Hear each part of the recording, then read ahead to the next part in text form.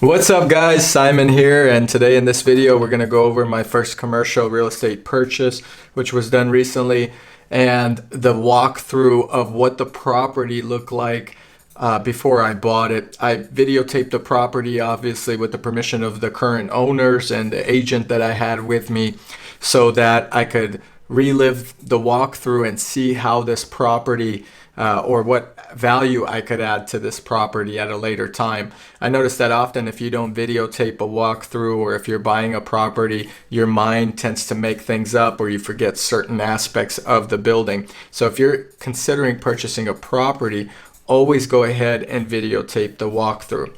Before we go into this video, go ahead, hit the like button and subscribe, and let's get into it.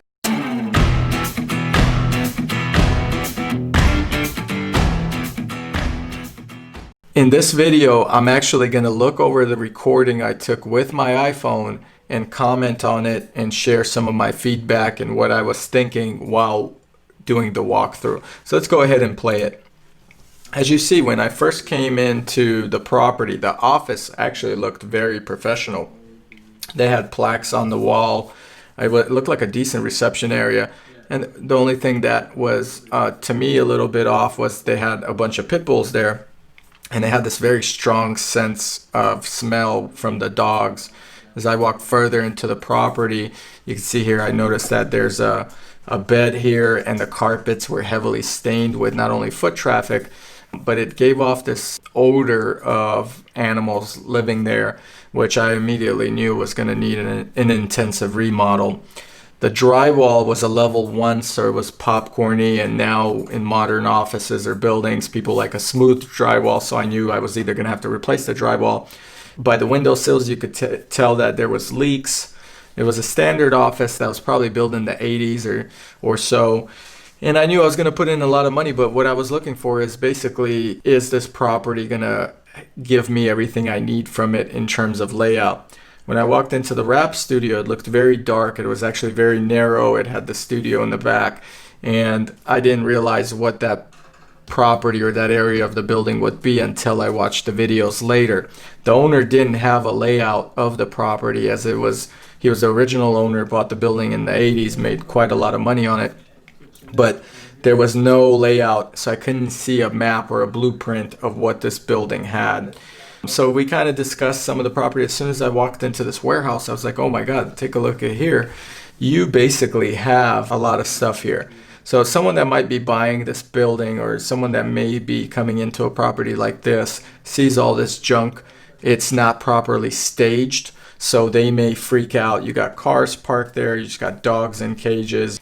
By the covers, or the tarp covers that you see here on the right side, you could tell there was leaks. That's why they covered some of their property from the roof leaks that they were having. I immediately identified stains on the wood on the roof.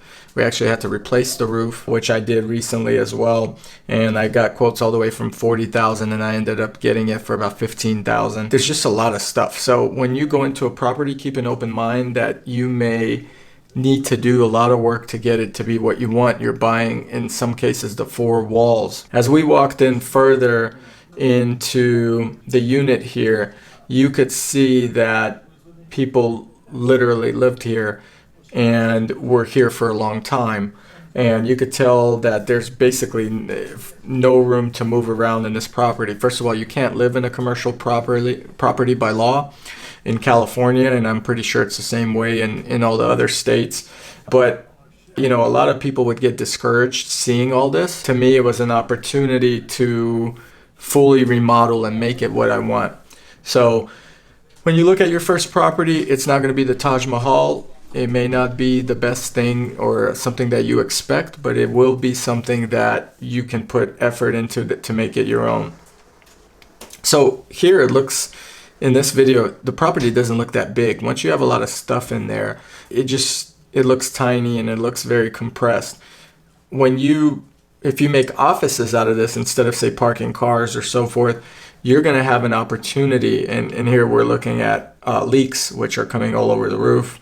I actually hired an inspector to take a look and give me an estimate on the repairs and what's wrong with the building. The reason I did that, and that guy was pointing with the flashlight, is because it saved me 100,000. Originally, I came in the offer at 1.1 million, but by showing him all these issues in a legitimate report for someone that I paid $500 to, I was able to save $100,000 coming in with a second amendment to the offer. So remember, when you come into a property, make an offer maybe a little bit higher, but then get an inspector. The inspector will give you a report on the property and then come back to the owner and say, hey, look at all this damage I'm going to have to fix. You already know you're going to have to fix this damage. And I knew that going into the property, but by having this estimate, I said, whoa, take a look. Now you have this report, which you have to disclose to a lot of people. And now you have to disclose these leaks, these cracks, and so forth. Knock this price back down. That's one tactic to get your price lower on a real estate investment that I've used several times over. So often with houses or even with these commercial properties, I'd make an offer of a little bit higher or asking. And then I'd do my inspection report and come back to the owner saying, wait a minute, I didn't foresee all these problems and I'm going to have to spend $20,000 here and $30,000 here. Therefore, you need to come back down on the price. What made me purchase this building was it had a large yard. It had a loading dock, which is rare in properties of this size. It had a potential for a second floor, which you could make offices, and the bottom floor you could even keep it as garages or whatever you want. If you guys watch YouTube videos like Shmi, for example, and other car enthusiasts go into these buildings and they have their cars below and they have offices on top. That's something I want to do with a second warehouse purchase. But for me, it was very important to get a building that I could build 2 stories and separate 2 different businesses or offices, as well as expand or add value. So when I bought this building, the maximum square footage, I believe, was around 3,000. And my goal was to double that. If I doubled the square footage at an affordable price, I double the value of the building. Therefore, I'm making money. So if I paid $1 million for this building, but I doubled the square footage, I could technically make it almost a $2 million building. And that was my goal. So with the yard and everything that we've had there, I just saw a lot of potential. And when you're buying a property, you need to see potential and add value to that building. If you can't do that, then it's not a property for you. Some things that could limit that are ceiling restriction heights. This had a 22-foot ceiling. Therefore, that building was actually possible to build a second story. Another thing that this building had was the parking lot or the lot of the yard. When you're adding on square footage to any building, you have to accommodate for parking. So you could have 1 parking space for every 500 square feet of warehouse or 250 square feet for every 1 parking space of office. Because I had this yard, we were able to declare that our yard is going to accommodate for parking, and that's the only way that I was able to get a permit. If you don't have that parking spot or that parking lot in this building, you're not going to be able to actually build up legally or permitted a second story office. The reason you want a permit is because if a fire marshal comes in or anybody says, hey, this guy built a property illegally, they could tell you to tear everything down. They could actually close your building as well for safety and fire hazard. Not to mention the insurances become a problem, so your insurance can opt out of coverage. They could tell you to remove things. The fire marshal could close your building down and request you demolish. You'll be heavily fined. So our goal was to get a permit so that if anything or any incidents happens with the building, you'd be able to go ahead and not get in trouble legally from that aspect or as a liability. Another thing we did with this property is we put it in an LLC, which is a limited liability company, so that the LLC owns the building and whatever company rents from the LLC. So if someone ever legally goes after any of our businesses or company, that building is not owned by any of the businesses, so they cannot touch it or go after it. With any business, I recommend you always get an umbrella insurance anyway, so that if your business ever gets sued, it goes 1 million or 2 million coverage for your business plus maybe a $5 million umbrella. That's a good way to protect your assets. An LLC just adds another blanket to that. There is a yearly fee, but basically what it says is a company owns this building and that company has no relation other than renting to your business. So if someone goes after your business or you, the LLC is entirely separate. They won't be able to touch it. So to sum it up, when you look for your first property, make sure you add one, you check out what the property main footprint is. You make a price bid if you're interested according to what the city has per square footage.